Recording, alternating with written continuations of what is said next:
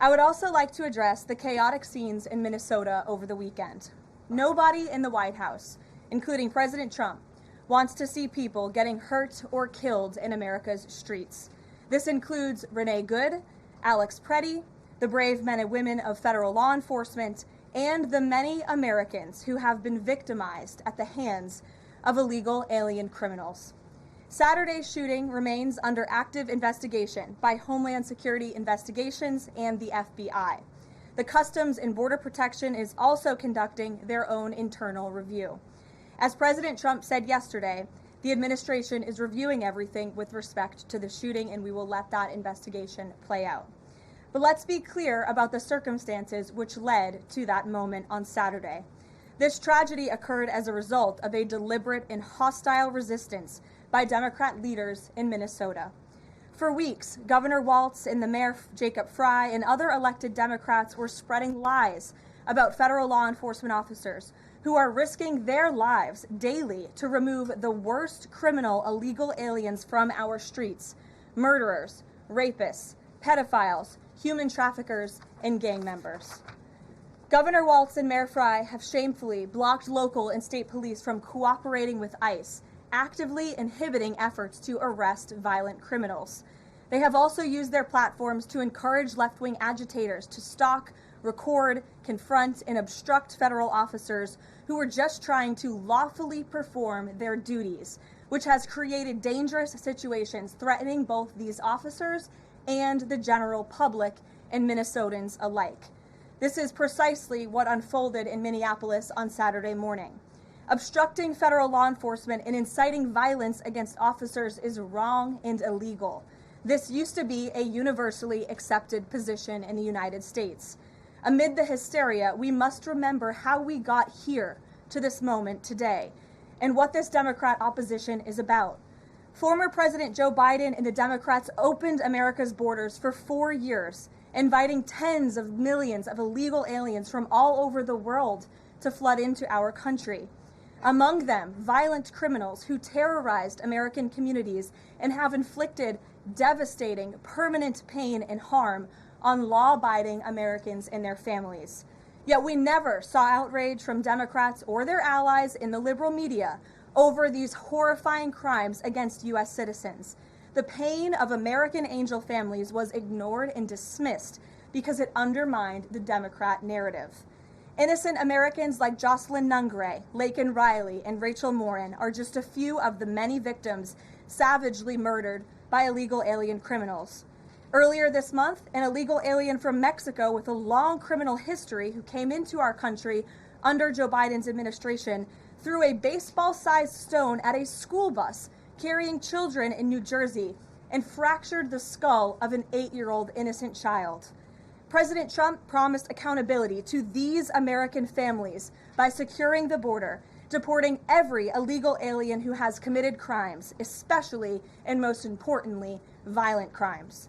Nearly 80 million Americans voted for him to deliver on that very promise, and he is.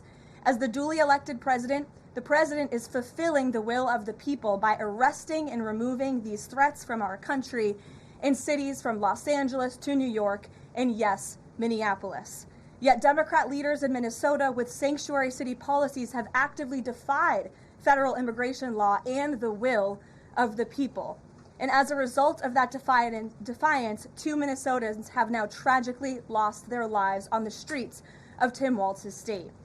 It is President Trump's hope and wish and demand for the resistance and chaos to end today.